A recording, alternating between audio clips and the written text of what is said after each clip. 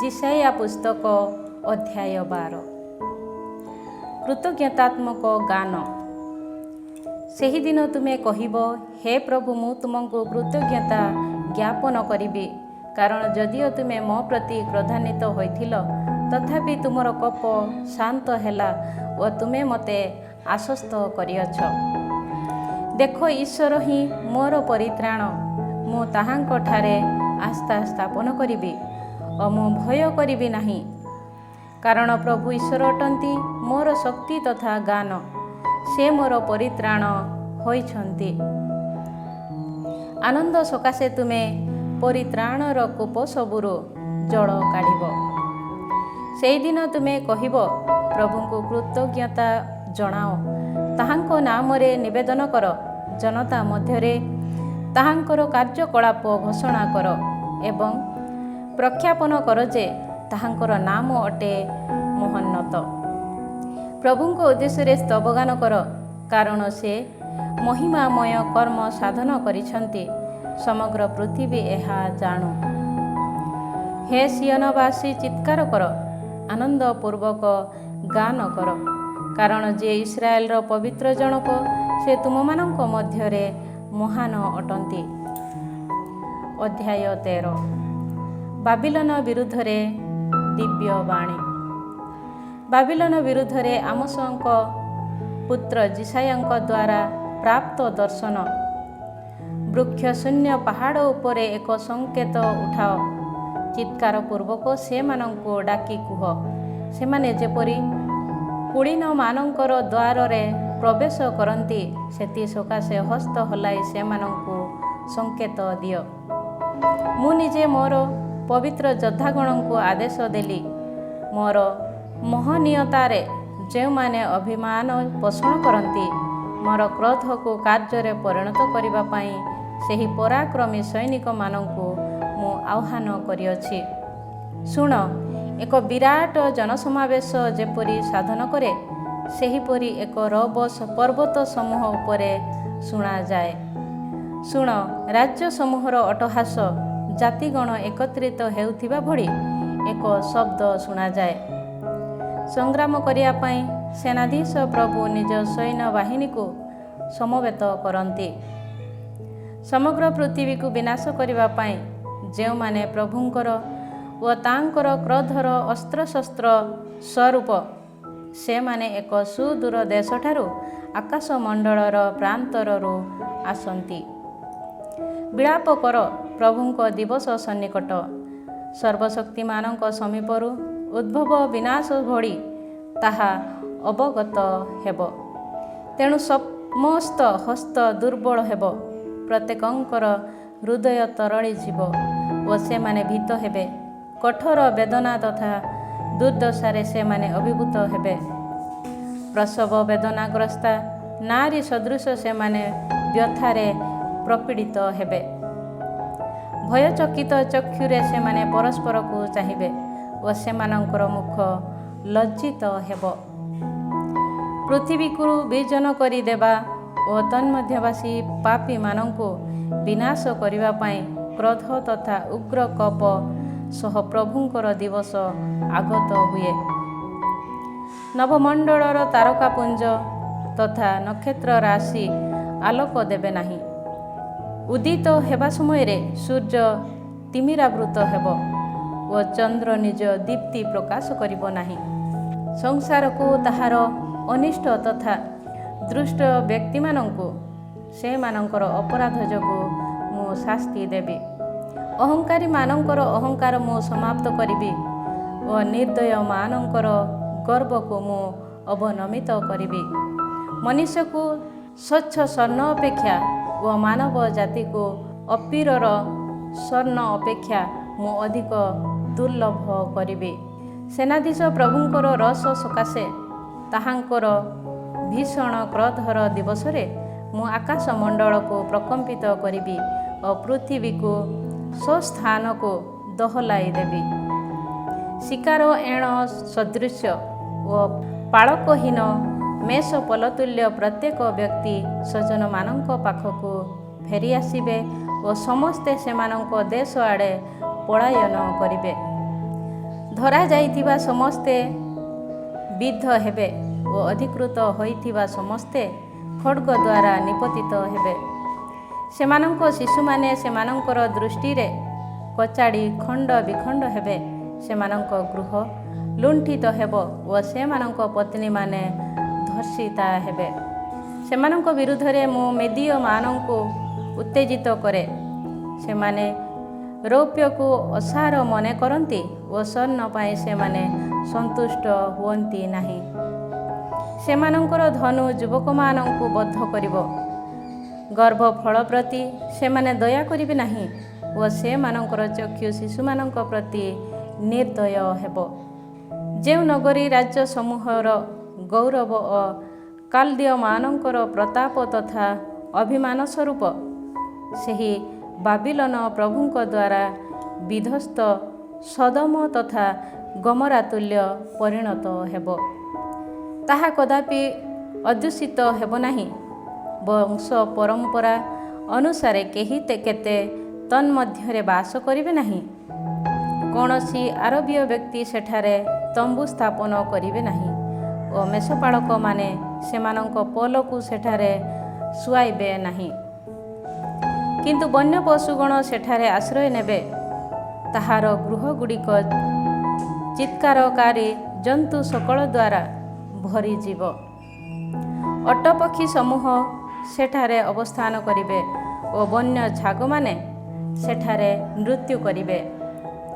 ତାହାର ଗମ୍ବୁଜ ଗୁଡ଼ିକରେ ଗଧିଆମାନେ ଓ ତାହାର ମନୋହର ପ୍ରାସାଦ ଗୁଡ଼ିକରେ ଶୃଗାଳ ସବୁ ବୋବାଇବେ। ତାହାର ସମୟ ଆସନ୍ନ ଓ ତାହାର ଦିନ ସମୂହ ବୃଦ୍ଧିପ୍ରାପ୍ତ ହେବ ନାହିଁ। ଅଧ୍ୟାୟ 14। ପ୍ରବାସୀମାନଙ୍କର ପ୍ରତ୍ୟାବର୍ତ୍ତନ। ପ୍ରଭୁ ଯାକୋବଙ୍କୁ କରୁଣା କରିବେ ଓ ଇସ୍ରାଏଲକୁ ପୁନରାୟ ମନୋନୀତ କରି ସେମାନଙ୍କୁ ସେମାନଙ୍କ ନିଜ ଦେଶରେ ପୁନଃସ୍ଥାପିତ କରିବେ। ସେମାନଙ୍କ ସହ ମିଳିତ ହୋଇ ବିଦେଶୀମାନେ ଯାକୋବଙ୍କ ବଂଶ ପ୍ରତି ଅନୁରକ୍ତ ହୋଇ ରହିବେ। ସେମାନଙ୍କୁ ଗ୍ରହଣ କରି ଜାତିଗଣ ସେମାନଙ୍କ ଦେଶକୁ ସେମାନଙ୍କୁ ଆନୟନ କରିବେ। ଇସ୍ରାଏଲ ସେମାନଙ୍କୁ ପ୍ରଭୁଙ୍କ ଦେଶରେ ଦାସ ଦାସୀ ରୂପେ ଅଧିକାର କରିବେ। ଯେଉଁମାନେ ସେମାନଙ୍କୁ ବନ୍ଦୀ କରିଥିଲେ ସେମାନେ ସେମାନଙ୍କୁ ବନ୍ଦୀ କରିବେ ଓ ଯେଉଁମାନେ ସେମାନଙ୍କ ପ୍ରତି ଅତ୍ୟାଚାର କରିଥିଲେ ସେମାନଙ୍କ ଉପରେ ସେମାନେ କର୍ତ୍ତୃତ୍ୱ କରିବେ। ସ୍ୱେଚ୍ଛାଚାରୀ ରାଜାଙ୍କ ମୃତ୍ୟୁ ସମ୍ବନ୍ଧୀୟ ବ୍ୟଙ୍ଗୋକ୍ତି। ତୁମର ବେଦନା ଦୁଃଖ ତଥା ତୁମ କୃତ ବେଠି ଶ୍ରମକୁ ସମାପ୍ତ କରି ପ୍ରଭୁ ଯେତେବେଳେ ତୁମକୁ ବିଶ୍ରାମ ପ୍ରଦାନ କରିବେ ସେ ସମୟରେ ତୁମେ ବାବିଲନର ରାଜାଙ୍କ ବିପକ୍ଷରେ ଉପହାସ କରି ଏହିପରି କହିବ, ଅତ୍ୟାଚାରୀର ପରିସମାପ୍ତି କେଉଁଭଳି ଘଟିଛି, ତାର ଔଦ୍ଧତ୍ୟପୂର୍ଣ୍ଣ କୋପ କେଉଁଭଳି ସ୍ଥଗିତ ହୋଇଛି। ଦୁଷ୍ଟ ବ୍ୟକ୍ତିର ଦଣ୍ଡକୁ ପ୍ରଭୁ ଭଗ୍ନ କଲେ। କୋପାକ୍ରାନ୍ତ ହୋଇ ଯେଉଁ ରାଜଦଣ୍ଡ ଦ୍ୱାରା ସେ ଜନତା ସମୂହକୁ ନିରନ୍ତର ପ୍ରହାର କରିଥିଲା ଓ କ୍ରୋଧର ସହ ଅବିଶ୍ରାନ୍ତ ତାଡ଼ନା ଦେଇ ସେମାନଙ୍କ ଉପରେ ରାଜତ୍ୱ କରିଥିଲା, ତାର ସେହି ରାଜଦଣ୍ଡକୁ ପ୍ରଭୁ ଭାଙ୍ଗି ପକାଇଲେ। ସମଗ୍ର ପୃଥିବୀ ଶାନ୍ତ ଭାବେ ବିଶ୍ରାମ ଭୋଗ କରେ। ଗାନାଳାପ ପୂର୍ବକ ସେମାନେ ଉଲ୍ଲସିତ ହୁଅନ୍ତି। ସାଇପ୍ରସ ବୃକ୍ଷ ତଥା ଲେବାନନର ଦେବଦାରୁ ବୃକ୍ଷ ସକଳ ତୁମ ସମ୍ବନ୍ଧରେ ଆନନ୍ଦ ପ୍ରକାଶ କରି କହନ୍ତି, ତୁମେ ଯେଉଁଦିନ ଅବନମିତ ହେଲ ସେହି ଦିନଠାରୁ କେହି କେବେ ଆମକୁ କାଟି ପକାଇବା ପାଇଁ ଆସିନାହାନ୍ତି। ଆସିବା ବେଳେ ତୁମକୁ ସ୍ୱାଗତ ଜଣାଇବା ଉଦ୍ଦେଶ୍ୟରେ ଅଧୋଲୋକସ୍ଥ ପାତାଳ ଆନ୍ଦୋଳିତ ହୁଏ। ତୁମକୁ ଅଭିବାଦନ ଜଣାଇବା ପାଇଁ ଯେଉଁମାନେ ପୃଥିବୀରେ ନେତା ଥିଲେ ସେମାନଙ୍କର ପ୍ରେତାତ୍ମାମାନଙ୍କୁ ତାହା ଜାଗ୍ରତ କରେ। ଯେଉଁମାନେ ଜାତି ସମୂହ ଉପରେ ରାଜାଧିକାର ବିସ୍ତାର କରିଥିଲେ ସେମାନଙ୍କୁ ନିଜ ନିଜର ସିଂହାସନ ଗୁଡ଼ିକରୁ ଉଠାଇ ଦିଏ। ସେମାନେ ତୁମକୁ କହିବେ, ତୁମେ ମଧ୍ୟ ଆମ ଭଳି ଦୁର୍ବଳ, ତୁମେ ଆମ ସଦୃଶ ହୋଇଅଛ। ତୁମ ପ୍ରତାପ ତଥା ବୀଣାବାଦନ ପାତାଳକୁ ନିଆଯାଇଛି। କୀଟ ସମୂହ ତୁମର ଶଯ୍ୟା ଓ ପୋକ ସମୂହ ତୁମକୁ କମ୍ବଳ ସଦୃଶ ଘୋଡ଼ାଇଛନ୍ତି। ପ୍ରତ୍ୟୁଷର ପୁତ୍ର ହେ ପ୍ରଭାତୀ ତାରା, ତୁମେ କେଉଁଭଳି ଆକାଶମଣ୍ଡଳରୁ ପତିତ ହୋଇଛ। ଜାତିଗଣକୁ ନମିତ କରାଇଥିବା ତୁମେ ଭୂମି ଉପରକୁ କଟା ହୋଇ ପଡ଼ିଅଛ। ତୁମେ ଆତ୍ମବତ କହିଥିଲ, ମୁଁ ସ୍ୱର୍ଗରୁ ଆରୋହଣ କରିବି, ଈଶ୍ୱରଙ୍କ ନକ୍ଷତ୍ରପୁଞ୍ଜ ଉପରେ ମୋର ସିଂହାସନ ମୁଁ ସ୍ଥାପନ କରିବି। ଉତ୍ତର ଦିଗସ୍ଥ ସମାଗମ ପର୍ବତ ଉପରେ ମୁଁ ଆସୀନ ହେବି। ଊର୍ଦ୍ଧ୍ୱସ୍ଥ ମେଘମାଳା ଉପରକୁ ମୁଁ ଆରୋହଣ କରିବି। ମୁଁ ନିଜକୁ ପରାତ୍ପରଙ୍କ ସାଦୃଶ୍ୟରେ ପରିଣତ କରିବି, କିନ୍ତୁ ତୁମେ ପାତାଳର ଅଗାଧ ଗର୍ତ୍ତକୁ ନିଆଯାଇଅଛ। ଯେଉଁମାନେ ତୁମର ସାକ୍ଷାତ ଲାଭ କରିବେ, ସେମାନେ ତୁମ ଉପରେ ଦୃଷ୍ଟିପାତ କରି ଆଲୋଚନା କରିବେ, ଯେ ପୃଥିବୀକୁ ପ୍ରକମ୍ପିତ କରିଥିଲା, ରାଜ୍ୟ ସମୂହକୁ ଦୋହଲାଇ ଦେଇଥିଲା, ସଂସାରକୁ ମରୁଭୂମିରେ ପରିଣତ କରିଥିଲା, ତନ୍ମଧ୍ୟସ୍ଥ ନଗର ସମୂହକୁ ବିଧ୍ୱସ୍ତ କରିଥିଲା ଓ ବନ୍ଦୀମାନଙ୍କୁ ନିଜ ଗୃହକୁ ଯିବା ପାଇଁ ଅନୁମତି ଦେଇନଥିଲା। ସେ କ'ଣ ଏହି ବ୍ୟକ୍ତି? ଜାତି ସମୂହର ରାଜାମାନେ ପ୍ରତାପପୂର୍ଣ୍ଣ ହୋଇ ନିଜ ସମାଧି ଗୁଡ଼ିକରେ ବିଶ୍ରାମ ନିଅନ୍ତି, କିନ୍ତୁ ତୁମେ ନିଜ କବରସ୍ଥଳୀରୁ ବହିଷ୍କୃତ ହୋଇଅଛ। ଖଡ଼୍ଗ ଦ୍ୱାରା ବିଦ୍ଧ ହୋଇ ପାତାଳର ଗର୍ତ୍ତକୁ ନିଆଯାଇଥିବା ନିହତ ବ୍ୟକ୍ତିମାନଙ୍କ ଦ୍ୱାରା ପରିବେଷ୍ଟିତ ହୋଇ ବିଦ୍ୱେଷଯୁକ୍ତ ଅକାଳ ଶାଖା ତଥା ପଦଦଳିତ ମୃତ ଶରୀର ସଦୃଶ ତୁମେ ବିତାଡ଼ିତ ହୋଇଅଛ। ସ୍ୱଦେଶକୁ ବିନାଶ ଓ ସ୍ୱଜନମାନଙ୍କୁ ନିଧନ କରିଥିବା ତୁମେ ସେମାନଙ୍କ ସହ ସମାଧିସ୍ଥ ହେବ ନାହିଁ। ଦୁଷ୍କର୍ମୀମାନଙ୍କ ବଂଶଧରମାନେ କେବେ ହେଁ ନାମିତ ନ ହୁଅନ୍ତୁ। ସେମାନେ ଉଠି ଯେପରି ପୃଥିବୀ ଅଧିକାର ନ କରନ୍ତି ଓ ଭୂପୃଷ୍ଠକୁ ନଗରୀ ସମୂହ ଦ୍ୱାରା ଭରି ନ ଦିଅନ୍ତି, ସେଥିସକାଶେ ସେମାନଙ୍କ ପିତୃପୁରୁଷମାନଙ୍କ ଦୋଷ ଯୋଗୁଁ ତାଙ୍କର ସନ୍ତାନମାନେ ମଧ୍ୟ ନିହତ ହୁଅନ୍ତୁ। ବାବିଲୋନ ବିରୁଦ୍ଧରେ ଦିବ୍ୟବାଣୀ। ସେନାଧୀଶ ପ୍ରଭୁ କହନ୍ତି, ମୁଁ ଉଠି ଯେଉଁମାନେ ବାବିଲୋନରେ ଅବଶିଷ୍ଟ ଅଛନ୍ତି ସେମାନଙ୍କୁ ଓ ସେମାନଙ୍କ ନାମକୁ ନିଶ୍ଚିହ୍ନ କରିବି। ପ୍ରଭୁ ଏହା କହନ୍ତି, ତାହାର ସନ୍ତାନମାନେ ତଥା ବଂଶଧରମାନେ ଉଚ୍ଛେଦିତ ହେବେ। ମୁଁ ତାହାକୁ ଝିଙ୍କମାନଙ୍କର ବାସସ୍ଥାନ ତଥା ଜଳାଶୟ ସମୂହରେ ପରିଣତ କରିବି ଓ ବିନାଶର ଛାଞ୍ଚୁଣୀରେ ତାହାଙ୍କୁ ଓଳାଇବି। ସେନାଧୀଶ ପ୍ରଭୁ ଏହା କହିଅଛନ୍ତି। ସିରିଆର ବିନାଶ। ସେନାଧୀଶ ପ୍ରଭୁ ଶପଥ କରି କହନ୍ତି, ମୁଁ ଯେପରି ପରିକଳ୍ପନା କରିଅଛି ତାହା ସେହିପରି ହେବ ଓ ଯାହା ମୁଁ ନିର୍ଣ୍ଣୟ କରିଅଛି ତାହା ସେହିପରି କାର୍ଯ୍ୟକାରୀ ହେବ।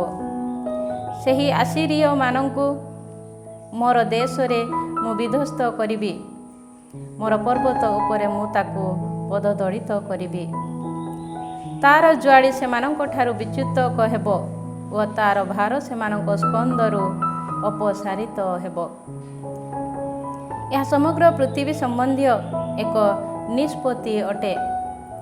ସମସ୍ତ ଜାତି ଉପରେ ବିସ୍ତୃତ ହୋଇଥିବା ହସ୍ତ ଏହା ଅଟେ, କାରଣ ସେନାଧୀଶ ପ୍ରଭୁ ଏହା ନିର୍ଣ୍ଣୟ କରିଛନ୍ତି। ତାହା ବାବିଲୋନ କରିବା ପାଇଁ କିଏ ବା ସମର୍ଥ? ତାହାଙ୍କର ହସ୍ତ ବିସ୍ତୃତ ହୋଇଛି, କିଏ ତାହାକୁ ପ୍ରତ୍ୟାହୃତ କରାଇପାରିବ? ଫିଲିସ୍ତୀୟମାନଙ୍କ ବିରୁଦ୍ଧରେ ଚେତାବନୀ। ରାଜା ଆହାଜ ଯେଉଁ ବର୍ଷ ମୃତ୍ୟୁବରଣ କଲେ, ସେହି ବର୍ଷରେ ଉଦ୍ଘୋଷିତ ଦିବ୍ୟବାଣୀ, ହେ ସମଗ୍ର ଫିଲିସ୍ତୀୟ ଦେଶ, ତୁମକୁ ପ୍ରହାର କରିଥିବା ଦଣ୍ଡ ଭଗ୍ନ। ଏହିପରି ଭାବି ନେଇ ସେଥିରେ ଆନନ୍ଦିତ ହୁଅ ନାହିଁ, କାରଣ ସର୍ପ ବଂଶରୁ ଏକ ବିଷଧର ସର୍ପ ଉଦ୍ଭବ ହେବ। ତାର ବଂଶଧର ଏକ ଉଡ଼ନ୍ତା ସର୍ପ ହେବ। ଦରିଦ୍ରମାନଙ୍କର ପ୍ରଥମଜାତମାନେ ଆପ୍ୟାୟିତ ହେବେ ଓ ଦିନହୀନମାନେ ସୁରକ୍ଷିତାବସ୍ଥାରେ ଶୟନ କରିବେ।